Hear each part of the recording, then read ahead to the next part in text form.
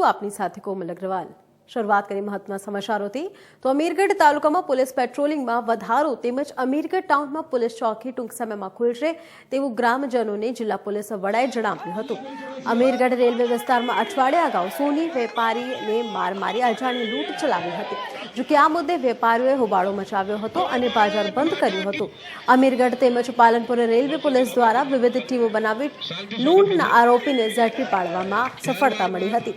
પોલીસને સફળતા મળતા જિલ્લા પોલીસ વડાનું ગ્રામજનો દ્વારા ફૂલ માળા પહેરાવીને સ્વાગત કરવામાં આવ્યું હતું। તો આ પ્રસંગે જિલ્લા પોલીસ વડાએ જણાવ્યું હતું કે અમીરગઢ તાલુકામાં પોલીસ પેટ્રોલિંગ વધારવામાં આવશે તેમજ અમીરગઢ ટાઉનમાં ટૂંક સમયમાં પોલીસ ચોકી ખોલવામાં આવશે। પોલીસ વિસ્તારમાં આવેલા જે પોલીસ જે રેલવે પોલીસ છે તેની હદની અંદર એક લૂંટનો બનાવ બનેલો હતો।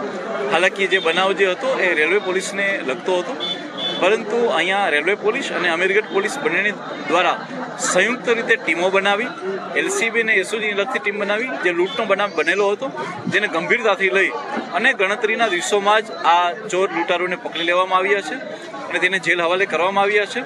આની અંદર ટેકનિકલ સર્વેલન્સની સાથે સાથે હ્યુમન ઇન્ટેલિજન્સનો એટલો જ ફાળો હતો। ગામ લોકો તરફથી ખૂબ સહયોગ મળ્યો, જેના કારણે થઈ અને અમે લોકો થોડાક જ દિવસોની અંદર આ લૂંટના બનાવને અમે લોકો ઉકેલી શકીએ છીએ। એ સિવાય અમીરગઢની અંદર જ જે ચોકી આવેલી છે તેમાં પણ વધારાનો સ્ટાફ મૂકવામાં આવ્યો છે અને સાથે સાથે પેટ્રોલિંગ વધે એના માટે જીઆરડીના એક્સ્ટ્રા સ્ટાફને મૂકી અને પોલીસ દ્વારા સંયુક્તપણે રેલવે પોલીસની સાથે મળીને આવા બીજા બનાવ ના બને તે માટેના તમામ પગલાઓ ભરવામાં આવ્યા છે।